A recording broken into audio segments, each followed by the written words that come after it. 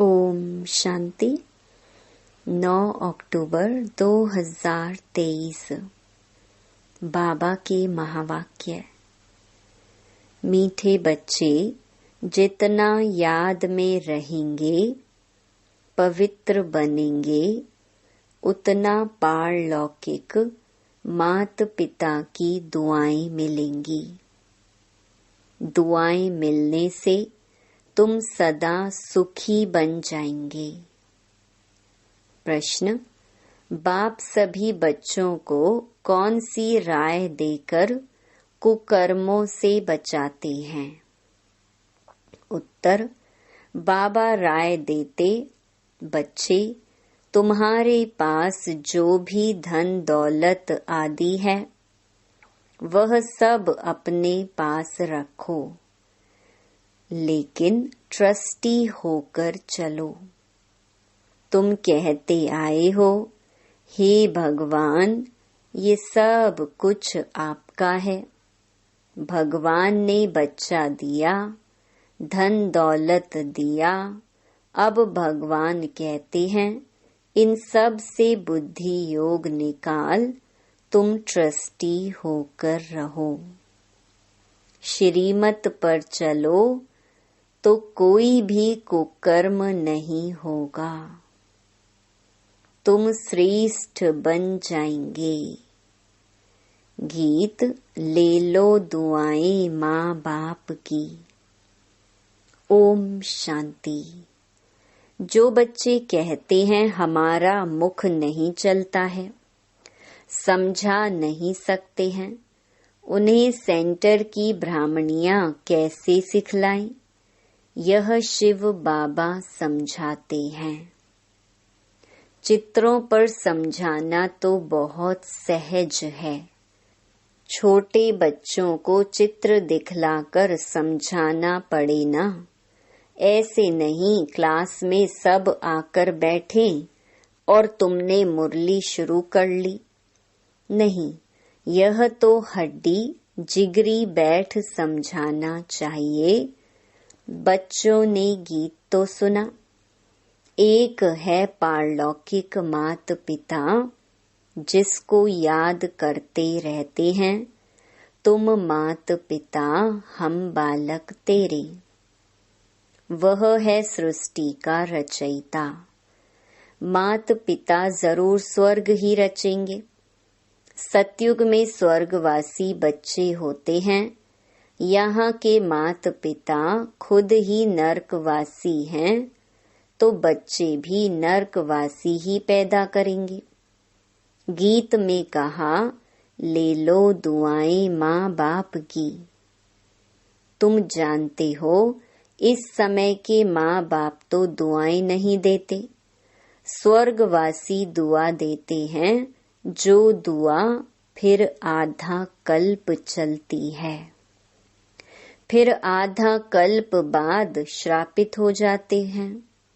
खुद भी पतित बनते तो बच्चों को भी बनाते हैं। उसे आशीर्वाद तो नहीं कहेंगे। श्राप देते देते भारतवासी श्रापित हो गए। कितना दुख ही दुख है।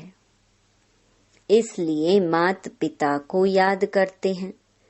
अभी वह माता पिता दुआएं कर रहे हैं। पढ़ाकर पतित से पावन बना रहे हैं। यहाँ है आसुरी संप्रदाय, रावण राज्य। वहाँ है दैवी संप्रदाय, राम राज्य। रावण का जन्म भी भारत में है। शिव बाबा, जिसको राम कहते हैं, उनका जन्म भी भारत में है। तुम जब वाम मार्ग में जाते हो तो भारत में रावण राज्य शुरू होता है। तो भारत को ही राम परम पिता परमात्मा आकर पतित से पावन बनाते हैं। रावण आते हैं तो मनुष्य पतित बनते हैं। गाते भी हैं, राम गयो रावण गयो, जिनका बहु परिवार है। राम का परिवार तो बहुत छोटा है और सब धर्म खत्म हो जाते हैं, सबका विनाश हो जाता है। बाकी तुम देवी देवताएं रहेंगे। तुम अभी जो ब्राह्मण बने हो वही ट्रांसफर होंगे सतयुग में। तो अब तुमको माँ बाप की दुआएं मिल रही हैं। माँ बाप तुमको स्वर्ग का मालिक बनाते हैं। वहाँ तो सुख ही सुख है। इस समय कलयुग में है दुख। सभी धर्म दुखी हैं। अभी कलयुग के बाद फिर सतयुग होना है। कलयुग में कितने ढेर मनुष्य हैं।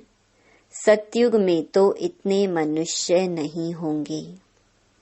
जितने ब्राह्मण होंगे वही फिर वहाँ देवता बनेंगे। वह भी त्रेता तक वृद्धि को पाते रहेंगे। कहते हैं क्राइस्ट से 3000 वर्ष पहले सतयुग था। बिफोर क्राइस्ट और आफ्टर क्राइस्ट। सतयुग में तो एक ही धर्म, एक ही राज्य है। वहाँ मनुष्य भी थोड़े होंगे। सिर्फ भारत होगा और कोई धर्म नहीं होगा। सिर्फ सूर्यवंशी ही होंगे, चंद्रवंशी भी नहीं होंगे। सूर्यवंशी को भगवान भगवती कह सकते हैं क्योंकि वे संपूर्ण हैं। तुम बच्चे जानते हो पतित पावन तो एक परम पिता परमात्मा ही है। चक्र के चित्र तरफ इशारा। देखो बाप ऊपर में बैठे हैं। यह ब्रह्मा द्वारा स्थापना करा रहे हैं। अभी तुम पढ़ रहे हो। जब इन देवताओं का राज्य रहता है तब और कोई धर्म नहीं रहता है। फिर आधा कल्प बाद वृद्धि होती जाती है। ऊपर से आत्माएं आती जाती हैं। वर्ण बदलते जाते हैं। जीवात्माएं बढ़ती जाती हैं। सतयुग में होंगे 9 लाख, फिर करोड़ होंगे, फिर वृद्धि को पाते जाएंगे। सतयुग में भारत श्रेष्ठाचारी था, अभी भ्रष्टाचारी है। ऐसे नहीं, सब धर्म वाले श्रेष्ठाचारी बन जाएंगे। कितने ढेर मनुष्य हैं। यहाँ भी भ्रष्टाचारी से श्रेष्ठाचारी बनने में कितनी मेहनत लगती है। घड़ी घड़ी श्रेष्ठाचारी बनते बनते फिर विकार में जाए भ्रष्टाचारी बन पड़ते हैं। बाप कहते हैं, मैं आया हूँ तुमको काले से गोरा बनाने। तुम घड़ी घड़ी फिर गिर पड़ते हो। बेहद का बाप तो सीधी बात बतलाते हैं। कहते हैं, यह क्या कुल कलंकित बनते हो, काला मुंह करते हो। क्या तुम गोरा नहीं बनेंगे? तुम आधा कल्प श्रेष्ठ थे, फिर कलाएं कम होती जाती हैं। कलयुग अंत में तो कलाएं एकदम पूरी खत्म हो जाती हैं। सतयुग में सिर्फ एक ही भारत था। अभी तो सब धर्म है। बाप आकर फिर सतयुगी श्रेष्ठ सृष्टि स्थापन करते हैं। तुमको भी श्रेष्ठाचारी बनना चाहिए। श्रेष्ठाचारी कौन आकर बनाते हैं? बाप है ही गरीब निवाज। पैसे की बात नहीं। बेहद के बाप के पास श्रेष्ठ बनने आते हैं तो भी लोग कहते हैं, तुम यहाँ क्यों जाते हो? कितने विघ्न डालते हैं। तुम जानते हो इस रुद्र ज्ञान यज्ञ में असुरों के विघ्न बहुत पड़ते हैं। अबलाओं पर अत्याचार होते हैं। कोई फिर स्त्रियां भी बहुत तंग करती हैं। विकार के लिए शादी करते हैं अब बाप काम चिता से उतार ज्ञान चिता पर बिठाते हैं। जन्म जन्मांतर का कॉन्ट्रैक्ट है। इस समय है ही रावण राज्य। गवर्नमेंट कितने शादमानी करती है। रावण को जलाते हैं, खेल देखने जाते हैं। अब यह रावण कहाँ से आया? रावण का जन्म हुए तो 2500 वर्ष हुए हैं। रावण ने सबको शोक वाटिका में बिठा दिया है। सब दुखी ही दुखी हैं। राम राज्य में सब सुखी ही सुखी होते हैं। अभी है कलयुग का अंत। विनाश सामने खड़ा है। इतने करोड़ों मनुष्य मरेंगे तो जरूर लड़ाई लगेगी ना। सरसों मुहाफिक सब पिस जाते हैं। अब देखते हो तैयारियां हो रही हैं। बाप स्वर्ग की स्थापना कर रहे हैं। यह ज्ञान और कोई भी दे न सके। यह ज्ञान बाप ही आकर देते हैं और पतित को पावन बनाते हैं। सद्गति करने वाला एक ही बाप है। सतयुग में है ही सद्गति। वहाँ गुरु की दरकार नहीं। अभी तुम इस नॉलेज से त्रिकालदर्शी बनते हो। सतयुग में लक्ष्मी नारायण में ये ज्ञान बिल्कुल नहीं होगा। तो फिर परंपरा से यह ज्ञान कहाँ से आया? अभी है कलयुग का अंत। बाप कहते हैं तुम मुझे याद करो। स्वर्ग की राजधानी स्थापन करने वाले बाप को और वर्षे को याद करो। पवित्र तो जरूर रहना पड़ेगा। वह है पावन दुनिया। यह है पतित दुनिया। पावन दुनिया में कंस, जरासंधि, हिरण्याकश्यप आदि होते नहीं। कलयुग की बातों को सतयुग में ले गए हैं। शिव बाबा आए हैं कलयुग के अंत में। आज शिव बाबा आए हैं, कल श्री कृष्ण आएगा। तो शिव बाबा और श्री कृष्ण के पार्ट को मिला दिया है। शिव भगवानुवाच उन द्वारा पढ़कर श्री कृष्ण की आत्मा यह पद पाती है। उन्होंने फिर भूल से गीता में श्री कृष्ण का नाम डाल दिया है। यह भूल फिर भी होगी। मनुष्य भ्रष्टाचारी बने तब तो बाप आकर श्रेष्ठाचारी बनाए। श्रेष्ठाचारी ही 84 जन्म पूरे कर भ्रष्टाचारी बनते हैं। इस चक्र पर समझाना तो बहुत सहज है। झाड़ में भी दिखाया हुआ है। नीचे तुम राजयोग की तपस्या कर रहे हो, ऊपर लक्ष्मी नारायण का राज्य खड़ा है। अभी तुम थुर में बैठे हो, फाउंडेशन लग रहा है। तुम जानते हो फिर सूर्यवंशी कुल वैकुंठ में जाएंगे। राम राज्य को वैकुंठ नहीं कहा जाता। वैकुंठ श्री कृष्ण के राज्य को कहा जाता है। अभी तो तुम्हारे पास बहुत आएंगे। एग्जीबिशन आदि में तुम्हारा नाम बाला होगा। एक दो को देखकर वृद्धि को पाएंगे। बाप आकर ये सब बातें समझाते हैं।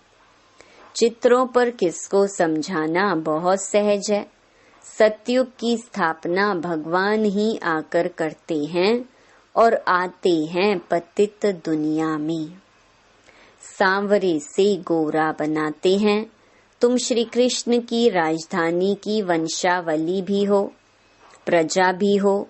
बाप अच्छी रीति समझाते हैं, निराकार शिव बाबा आत्माओं को बैठ समझाते हैं कि आप मुझे याद करो। यह है रूहानी यात्रा। हे आत्माएं, तुम अपने शांति धाम निर्वाण धाम को याद करो तो स्वर्ग का वर्षा मिलेगा। अभी तुम संगम पर बैठे हो। बाप कहते हैं मुझे और अपने वर्षे को याद करो तो तुम यहाँ स्वर्ग में आ जाएंगे। जो जितना याद करेंगे और पवित्र रहेंगे उतना ऊंच पद मिलेगा। तुमको कितनी बड़ी दुआएं मिल रही हैं। धनवान भव, पुत्रवान भव, आयुष्वान भव। देवताओं की आयु बहुत बड़ी होती है।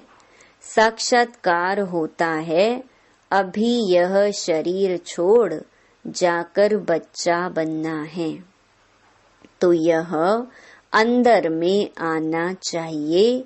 हम आत्मा ये पुराना शरीर छोड़ जाकर गर्भ में निवास करेंगी। अंत मते सो गते। बूढ़े से तो हम क्यों ना बच्चा बन जाऊं। आत्मा इस शरीर के साथ है तब तकलीफ महसूस करती है। आत्मा शरीर से अलग है तो आत्मा को कोई तकलीफ महसूस नहीं होती है। शरीर से अलग हुआ खलास। हमको अब जाना है। मूल वतन से बाबा आते हैं लेने लिए। यह दुख धाम है। अभी हम जाएंगे मुक्ति धाम। बाप कहते हैं सबको मुक्ति धाम ले जाता हूँ। जो भी धर्म वाले हैं सबको मुक्ति धाम जाना है। वह पुरुषार्थ भी मुक्ति में जाने के लिए करते हैं। बाप कहते हैं मुझे याद करो तो मेरे पास आ जाएंगे। बाबा को याद कर भोजन खाओ तो तुमको ताकत मिलेगी। अशरीरी होकर तुम पैदल आबू रोड तक चले जाओ, कभी तुमको कुछ भी थकावट नहीं होगी। बाबा शुरू में यह प्रैक्टिस कराते थे। समझते थे हम आत्मा हैं। बहुत हल्के होकर पैदल चले जाते थे। कुछ भी थकावट नहीं होती थी। शरीर बिगड़ तुम आत्मा तो सेकंड में बाबा पास पहुंच सकती हो। यहाँ एक शरीर छोड़ा, सेकंड में जाकर लंदन में जन्म लेते हैं। आत्मा जैसी तीखी और कोई चीज होती नहीं। तो अब बाप कहते हैं बच्चे हम तुमको लेने लिए आए हैं। अब मुझ बाबा को याद करो। अभी तुमको प्रैक्टिकल में बेहद के पारलौकिक बाप की दुआएं मिल रही हैं। बाप बच्चों को श्रेष्ठ ते श्रेष्ठ मत दे रही हैं। धन दौलत आदि सब तुम अपने पास रखो। सिर्फ ट्रस्टी होकर चलो। तुम कहते भी आए हो हे भगवान यह सब कुछ आपका है। भगवान ने बच्चा दिया। भगवान ने यह धन दौलत दिया। अच्छा फिर भगवान आकर कहते हैं इन सब से बुद्धि योग निकाल, तुम ट्रस्टी होकर चलो। श्रीमत पर चलो तो बाप को मालूम पड़ेगा तुम कोई कुकर्म तो नहीं करते हो।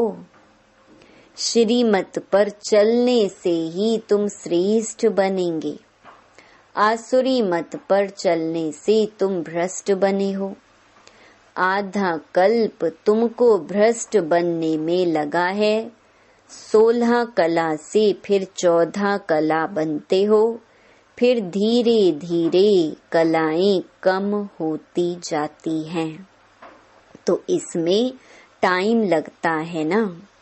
अच्छा, मीठे मीठे सिकिलधे बच्चों प्रति माता पिता बाप दादा का याद प्यार और गुड मॉर्निंग। रूहानी बाप की रूहानी बच्चों को नमस्ते। धारणा के लिए मुख्य सार। पहला, चलते फिरते अशरीरी बनने का अभ्यास करना है। भोजन एक बाप की याद में खाना है। दूसरा, माता पिता की दुआएं लेनी है, ट्रस्टी होकर रहना है। कोई भी कुकर्म नहीं करना है। वरदान, अनासक्त बन लौकिक को संतुष्ट करते भी ईश्वरीय कमाई जमा करने वाले राज युक्त भव।